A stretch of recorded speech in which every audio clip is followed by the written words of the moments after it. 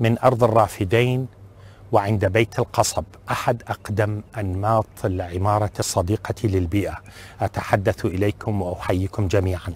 عصفت بالعراق ظروف صعبة على مدى 40 سنة الماضية من حروب ونزاعات جعلتنا واحد من أكثر البلدان هشاشة أمام التغييرات المناخية، حيث يؤثر التصحر على 39% من مساحة بلدنا و54% من أراضينا الخصبة معرضة لخطر فقدانها زراعيا بسبب الملوحة الناتجة عن تراجع مناسيب دجلة والفرات. وتضرر 7 ملايين عراقي بالفعل من الجفاف والتغيير المناخي والنزوح الاضطراري. واستجابة لهذه التحديات يسعى العراق إلى الدخول في حقبة بيئية جديدة عبر شراكات إقليمية ودولية.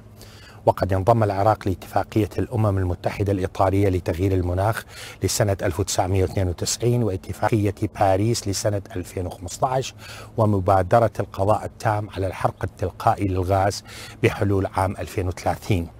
كما تم إقرار وثيقة المساهمات الوطنية NDC لتوجيه التحول الاقتصادي وإرساء مفهوم الاقتصاد الأخضر والدخول في أسواق الكربون واستقطاب فرص استثمارية جديدة ومشاركة أكبر للقطاع الخاص والشباب في الاقتصاد الأخضر.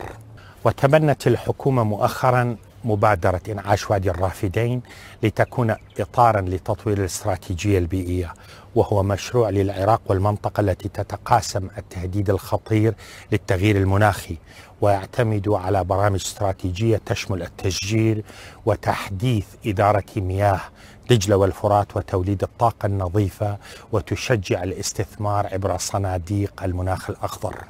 فالعراق بموقعه الجغرافي في قلب المنطقة وتنوعه البيئي، حيث النخيل والسهول والأهوار وجبال كردستان يمكنه أن يكون منطلقا لجمع دول الشرق الأوسط بيئيا، وهذا يتطلب الدعم الدولي بمختلف مجالاته لمساندة جهود العراق وتمكينه من تنفيذ هذه الاستراتيجيات الوطنية.